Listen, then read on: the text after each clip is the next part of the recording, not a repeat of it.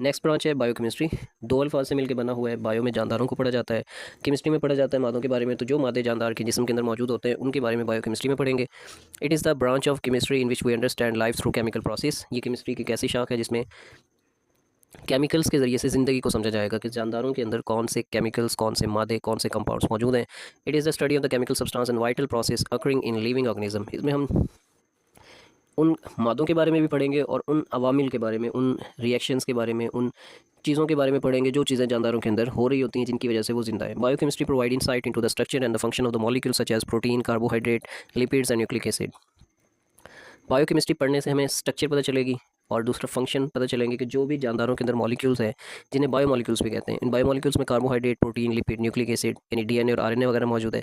तो ये मॉलिक्यूल्स क्या होते हैं, इनकी स्ट्रक्चर कैसी है, किन चीज़ों से मिलकर बने होते हैं। जैसे हमने पहले बात की थी ऑर्गेनिक कंपाउंड की, तो आमतौर पर ये सारे ही ऑर्गेनिक कंपाउंड हैं। तो ये कैसे बन रहे होते हैं, कितनी इसकी टाइप्स हैं, कितनी इसकी तरह की इसकी स्ट्रक्चर हो सकती हैं, इनकी वैरायटीज़ कितनी हैं, इस हवाले से पढ़ते हैं। फिर इनके बॉडी के अंदर काम क्या है, किस मॉलिक्यूल का या किस बायोमॉलिक्यूल ने कौन सा बॉडी के अंदर काम जो है ना वो परफॉर्म करना है, तो ये सब कुछ हम पढ़ेंगे।